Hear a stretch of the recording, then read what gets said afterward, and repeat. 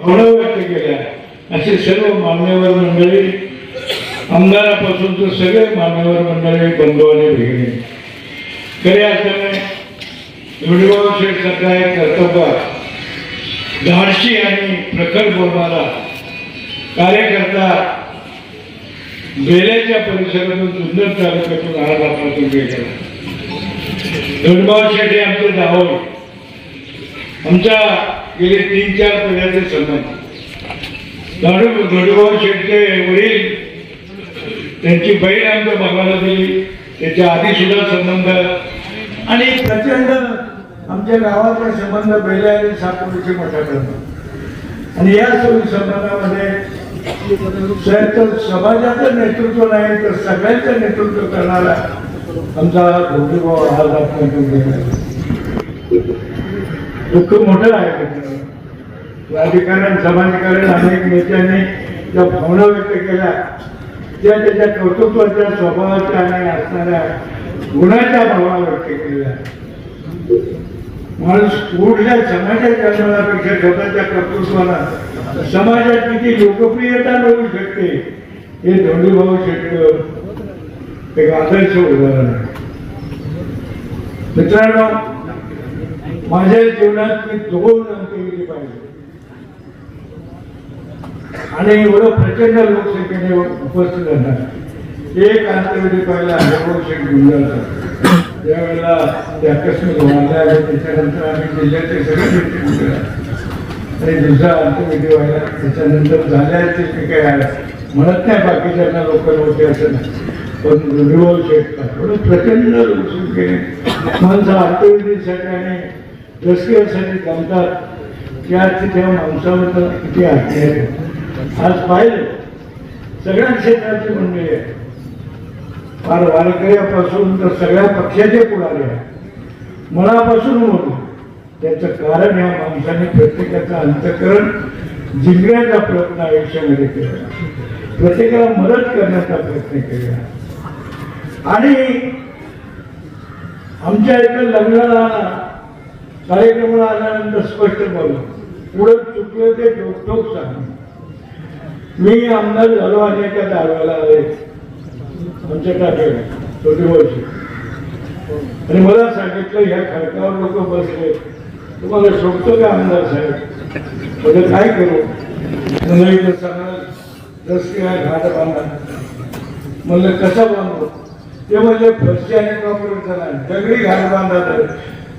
त्या आता शब्द पूर्ण करण्यासाठी मी खेळून तुरी आणल्या आणि संपूर्ण तुरी चांगल्या कारागिराला, इंजिनियरला, आर्किटेक्टला डिझाईन बनवायला सांगितलं आणि नंतर त्याला बोलवलं. मला तुला झालं का समाज?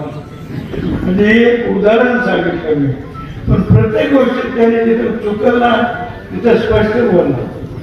नातेवाईक असो की पुढे असो, एवढा स्पष्ट बोलणारा माणूस आजकाल जन्माला अवघड, कारण प्रत्येक लोकप्रियतेच्या पाठीमागे आमच्यासारखे पुढारी सुद्धा कोणाचं मन दुखवायची तयारी आहे होऊ शकत. मी राजकारणात पाहतो 50-60 वर्ष राजकारण केल्यावर वल्लभ बेंडके आपले मित्र होते, त्यांच्या आधी सुद्धा शिवाजीराव काळे हे सुद्धा आमचे मित्र होते. मी 50-60 वर्ष राजकारण करताना 10-12 निवडणुका लढवल्या, 3 विधानसभा लढवल्या. परंतु अलीकडच्या काळामध्ये 2 पिढी करण्यापलीकडे माणसाचा होत नाही.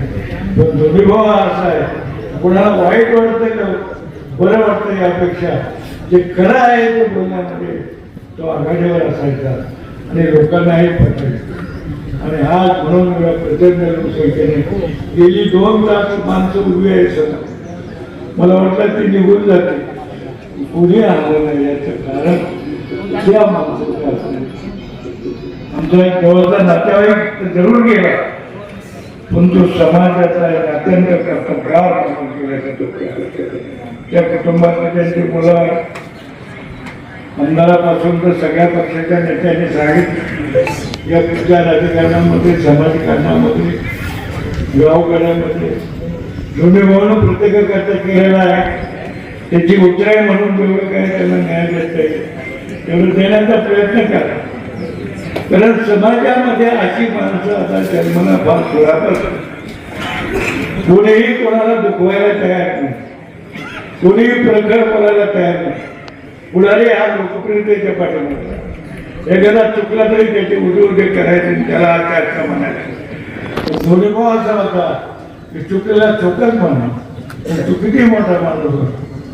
अशी कर्तव्य माणसं काळाच्या पडद्यावर जाणं ही नुसते त्या कुटुंबाचं नुकसान नाही, नुसतं आमच्या नातेवाईकाचं नुकसान नाही, तर समाजाचं सुद्धा नुकसान आहे. ईश्वरी सत्तेपुढे गेलं शेवटी असं वाटलं होतं की या सगळ्या आजार बाहेर पडते, पुन्हा आपल्या देतील आणि पुन्हा ते काम सुरू करतील.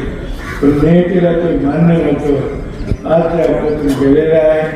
त्यांच्या जाण्यानं प्रचंड दुःख आहे.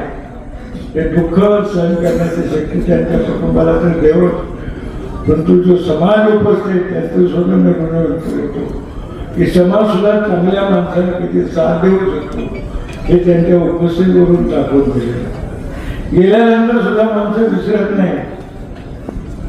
माणसं आयुष्यामध्ये चांगला व्हावा, चांगली मदत केली हा तुमच्या सगळ्यांना एक आदर्श घेण्याचा. तुम्ही असं समजू नका मेला म्हणजे समजा. गेल्यानंतर सुद्धा चांगल्या माणसाला हा समाज विसरत नाही.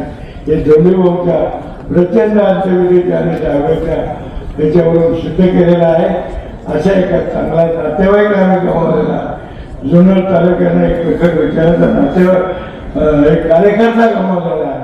आणि अशा कार्यकर्ते ज्या वेळेला कुटुंब पूर्ण पडतं त्यावेळेला त्याची मुलं बाळाला आघात नाही आणि कुठल्याही प्रसंगात साथ देणं हे तुमची माझी कर्तव्य. मला विश्वास आहे जुन्नर तालुका हा अतिशय आदर्श तालुका, सगळे नेते मंडळी आदर्श आहे. जुन्नरचा माझा गेली 50-60 वर्षाचा अतिशय जवळचा संबंध आहे. निश्चितपणे या पुढच्या काळात या कुटुंबाला प्रसंग येतील त्यावेळेला न्याय देण्याचा प्रयत्न करील. आमदार साहेबांनी जाहीर केलं की त्यांचं नाव या सभागृहात द्या. फार सूचक कार्यक्रम. शेवटी ते बाजारात काय दिसायचं काय होईल. बाजार भरल्यानंतर दोघांचं नाव डोळ्यापुढे राहील अशी तुम्ही सगळेजण काळजी घेतात. त्याबद्दल मी त्या कुटुंबाच्या वतीनं मनापासून आपल्या आभाराने ऋण व्यक्त करतो. पुन्हा एकदा आपल्या सगळ्यांना धन्यवाद देतो. आणि शिरूर तालुक्यातील आम जनतेच्या वतीनं आमच्या तालुक्याचे आमदार आणि महाराष्ट्र राज्याचे एक विचारवंत नेते माननीय दिलीपराव वळसे पाटील साहेब यांच्या वतीने भावपूर्ण सगळ्यांना अर्पण करतो. माझे 2 शब्द सांगतो. धन्यवाद.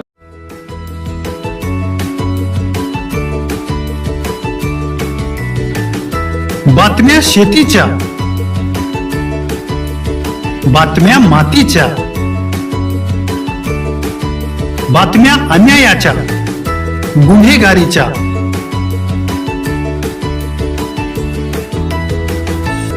राजकारणाच्या आणि समाजकारणाच्या, शोषणाविरुद्ध बुलंद आवाज, जनसामान्यांच्या हुंकाराची गाज, सत्कार्याला प्रोत्साहन, दुष्कृत्याला अनुशासन,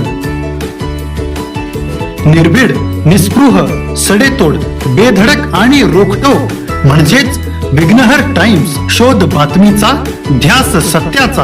आपलं चॅनल, आपली बातमी. सबस्क्राईब तर कराच, पण बेल आयकॉनवर क्लिक करायलाही विसरू नका.